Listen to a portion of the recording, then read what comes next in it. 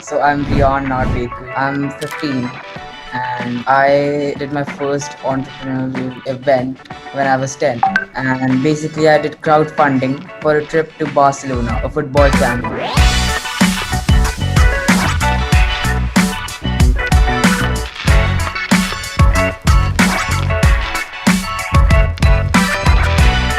So basically what happened was I got accepted in a football camp in Barcelona, and for which I had to pay 2.5 lakhs, which is about $3,000 I think. And so my dad jokingly said that I should earn that money myself, like I should fund myself. And me being young at that time and not understanding his humor, I tried to make that money. And so at first I tried to sell cookies, but of course at that time I didn't know what profit and loss was. So I went into a loss, and then I realized, I made a painting, and then my dad's friend bought it from me off of Facebook. And like obviously it was because he was trying to help me out, but it was kind of my first entrepreneurial encounter. And basically I sold around 32 paintings just to my father's friends, but yeah, it helped me out. And then I also did crowdfunding through bit giving, which is a platform where you can donate to people who need the money. But obviously I didn't need the money, but it was still nice to see people willing to donate money for my trip.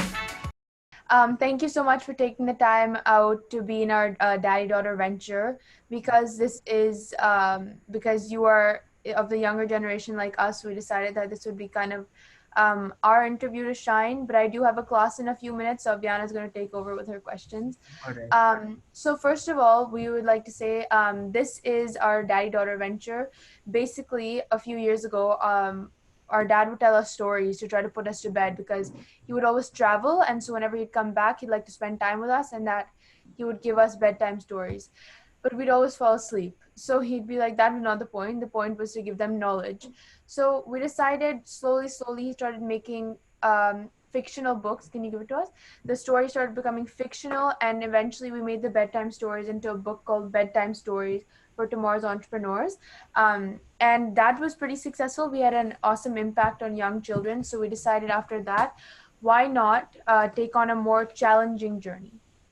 Right. um, Being so young and being in school, it sometimes got a little hard, but we decided we're going to do this and we're going to make it happen. So we're having awesome people like you all over the world. We're interviewing them, getting to know their success tips, and getting to know their stories and how they started, to motivate the people who are reading this book, who are watching this interview, to motivate them and to give them tips on how to start, because everyone says just start, but how?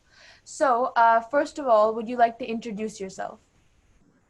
Oh, well, yeah. Okay. So I'm Rian Narvekar. I'm 15 and I did my first entrepreneurial event when I was 10. And basically, I did crowdfunding for a trip to Barcelona, a football camp. And so basically, what happened was I got accepted in a football camp in Barcelona, and for which I had to pay 2.5 lakhs, which is about $3,000 I think. And so my dad jokingly said that I should earn that money myself, like I should fund myself.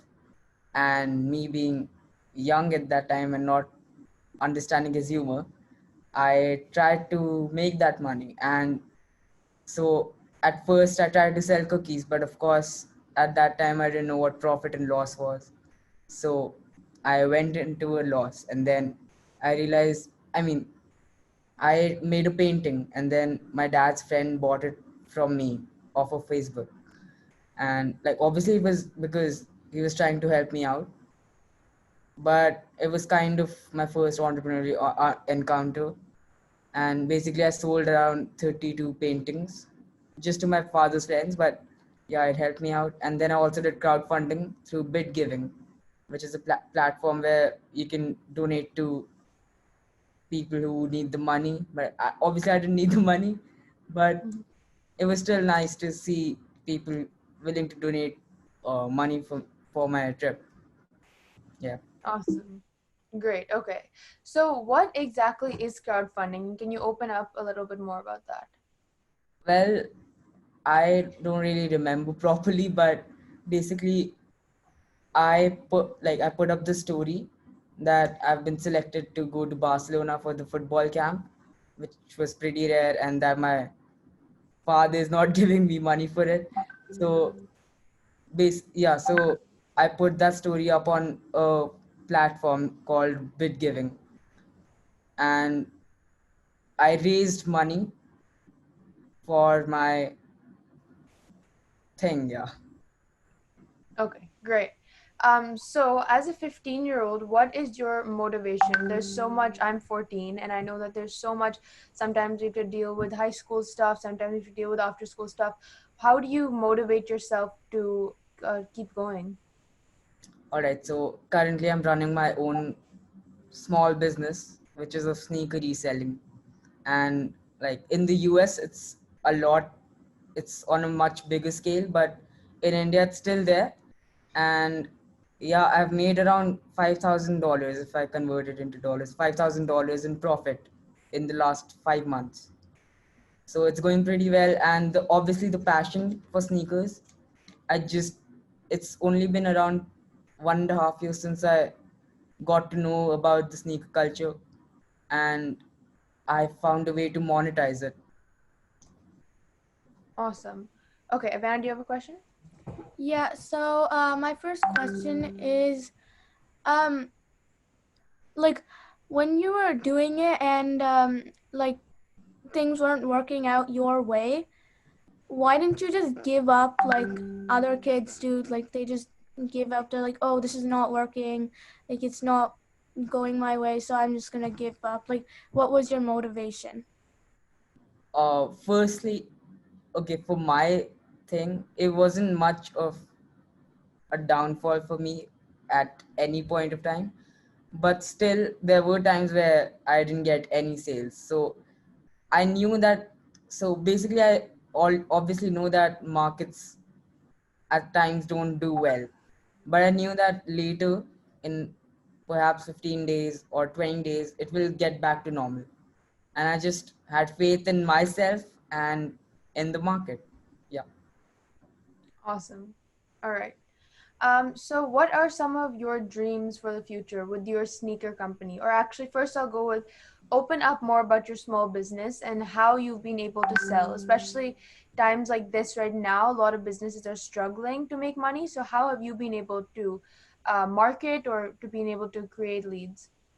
Okay, so basically, the sneaker culture in India is really growing during the lockdown, during like just after COVID started. It really boosted. And at first, before COVID, I didn't think of it, think much of it. But just when COVID started and I didn't have much to do other than online classes, I thought of starting the reselling business, like getting into it. And since I don't need to have a physical store for it, I can just use my phone and call up people who might want to pair. And yeah, so basically that helped me a lot. And for the second part, uh, my dream for this business is to open at least 100 stores in Asia at least for the sneaker reselling and streetwear clothing. And the other dream would be to bring my own clothing line. And this business, I'm doing it with my cousin, so he's actually pretty good at designing stuff. And Awesome. yeah, Okay, great. Well, thank you so much. I have a quick class right now, but Aviana's going to take over with her questions. all right.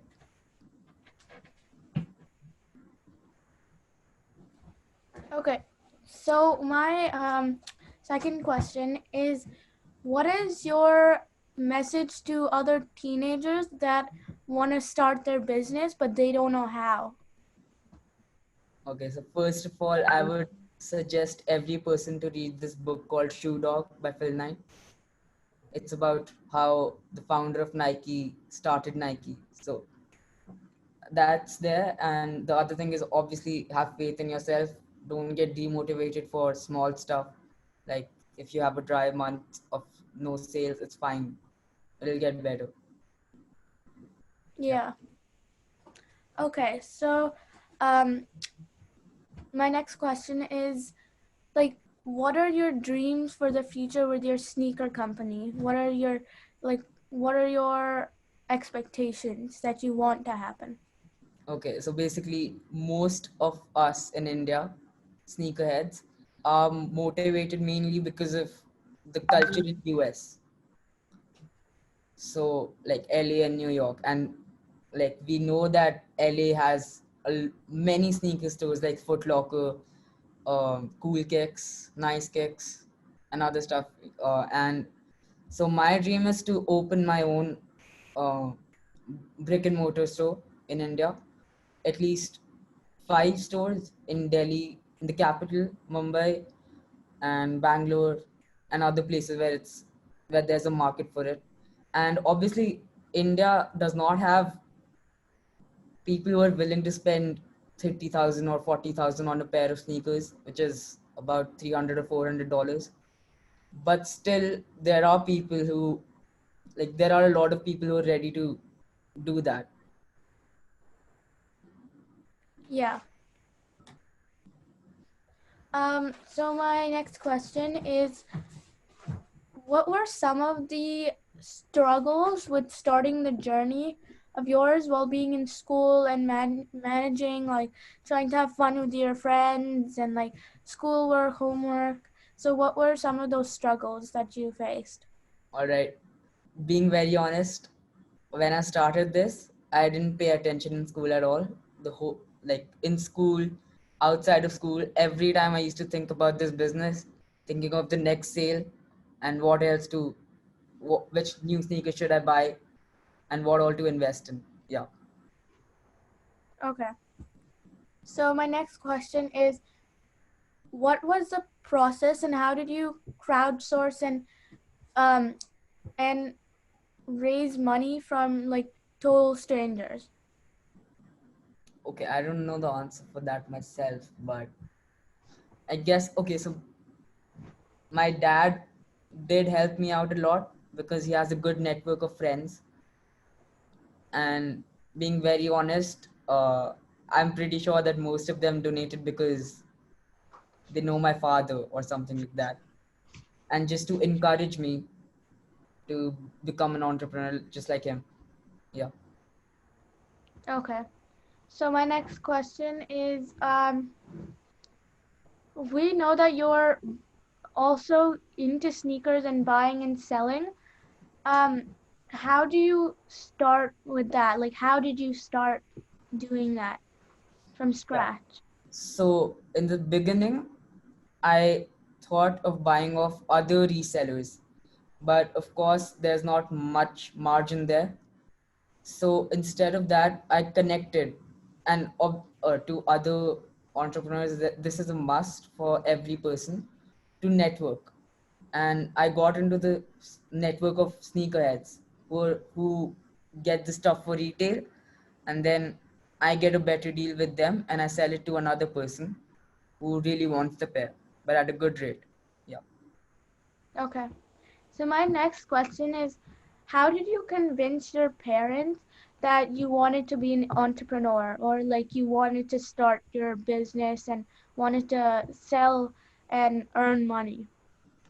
So my dad is always backing me up on this. He wants me to get experienced, and like, yeah, get experiences from everything. So he was fine with it.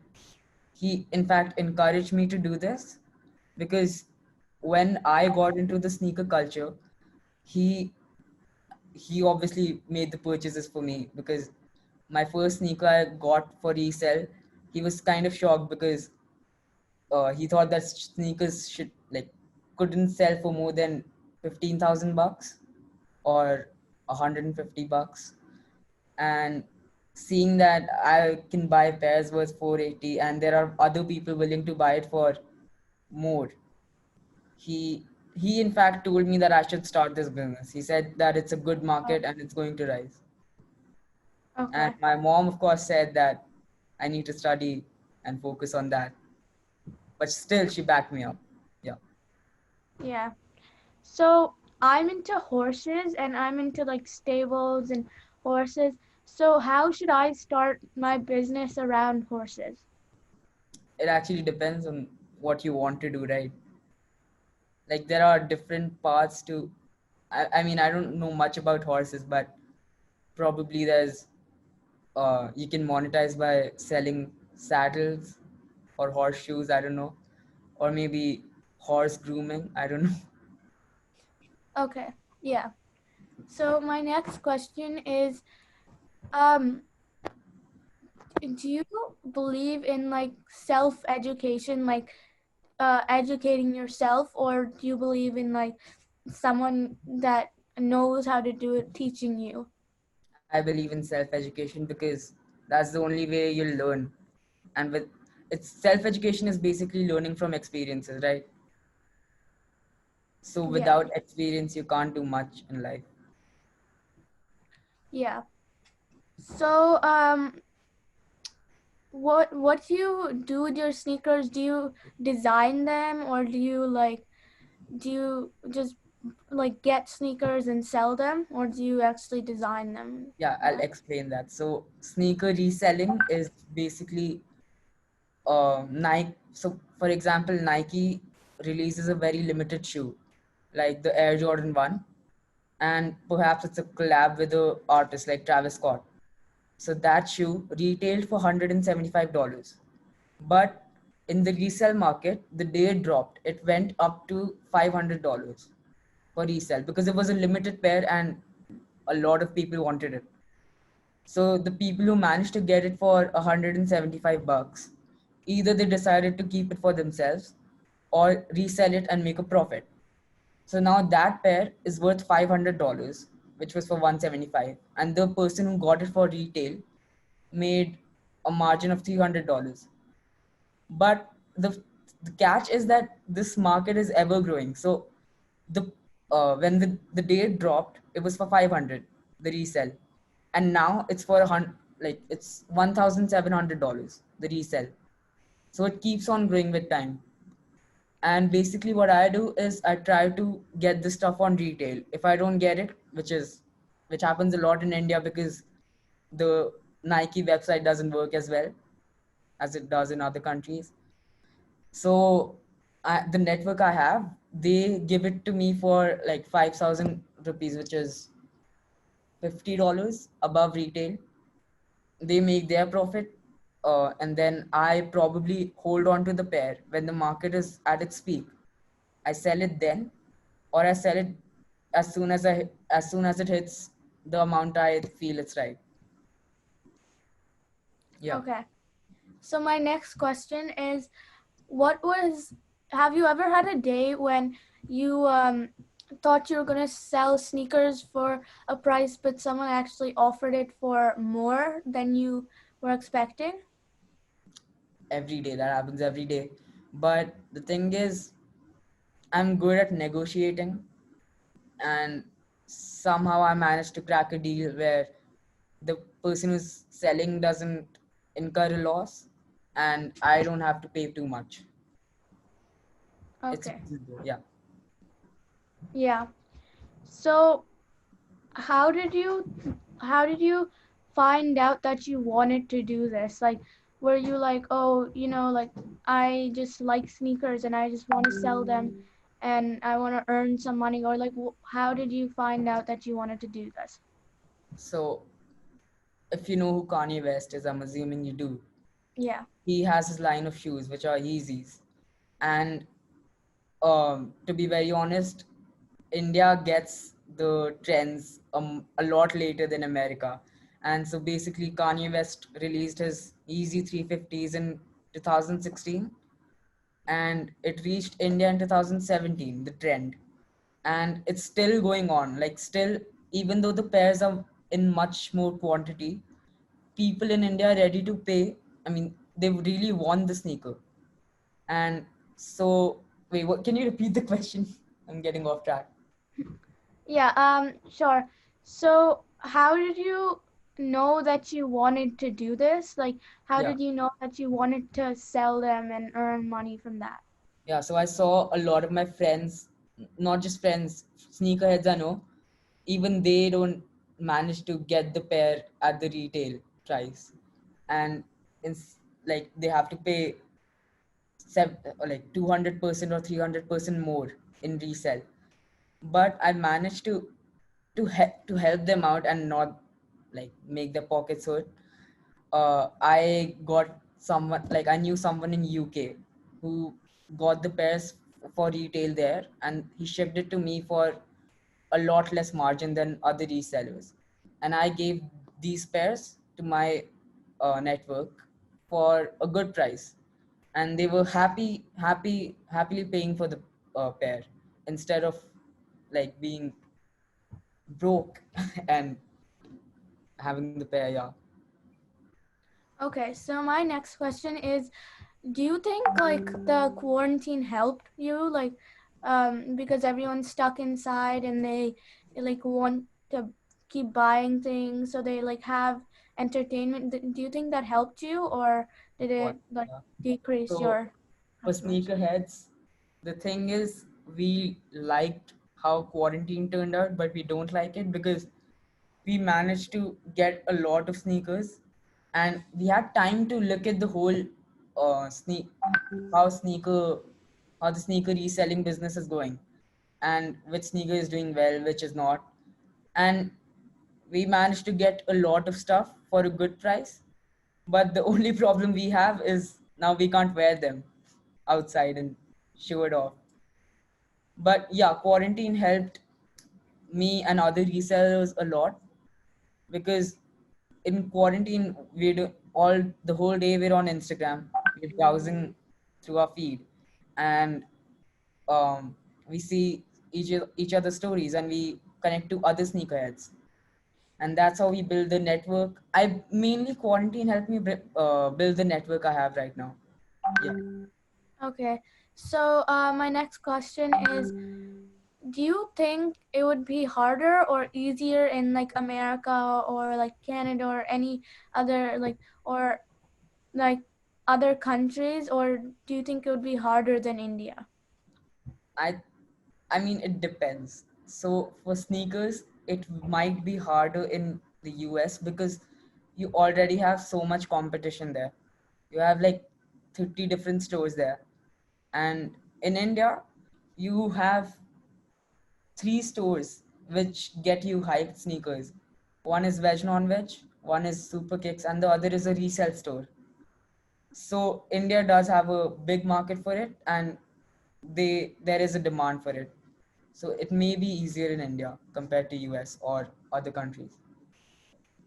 Okay, so my next question is, did you use Instagram or uh platforms like Facebook, Instagram, to like show off your um business and telling people like to like this link to buy them? Like, did you use those platforms to do that? Yeah, I did. I used Instagram to show off the new pairs I have, but most of the pairs I showed off, I already sold them. Yeah. Okay. I mean, it's nice to show off the kicks because then some people get an idea that you're doing well in the business, and they get motivated to get into this community. Okay. So, do you um have you ever like asked your friends or like your as you were saying, your dad's friends bought it from you, so have you ever asked them to sponsor you, like tell all their friends about it, or like tell them on their like Instagram pages, on their Facebook pages to Yeah, so sponsor? when I started my page on Instagram, the first thing I did was I DM'd all of my friends, every follower, people who I haven't even talked to yet, and I asked them to put a story to follow my account. But yeah, I did. Okay, so yeah, my next question is how did you know were you just like one day your dad was like, oh, I don't have the money to go to football camp, I don't have the money, so were you just like, okay, well, I'm just gonna do this, and I'm gonna do my business, and I'm gonna start my sneaker business, and I'm gonna try to make some money? Were you just like that, or were you like hesitant at first, or? Okay, wait, I'll correct you there. So when I got selected for the camp, I was 10. That was 5 years ago. There was no sneaker reselling, nothing. Okay. Yeah. And yes, I was very certain that I can do business because my father told me that he's a businessman, but all I saw him do was go sit in meetings, drink coffee, that's all. So I thought it's easy. But when did the first venture, which was selling cookies, I realized that it's tough.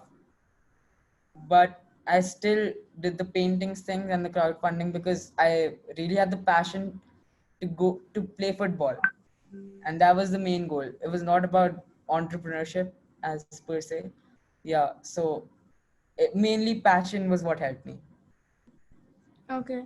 So one day were you just like in a like thought of decision, were you like mad at your dad because he wasn't giving you the money, or were you like, oh, it's okay, like I'll start my business, or were you like, oh no, like Yeah, I want. first day when I told him about the camp and he was joking around saying he doesn't have the money, I was very scared because it was a very rare chance to go to Barcelona for that specific camp.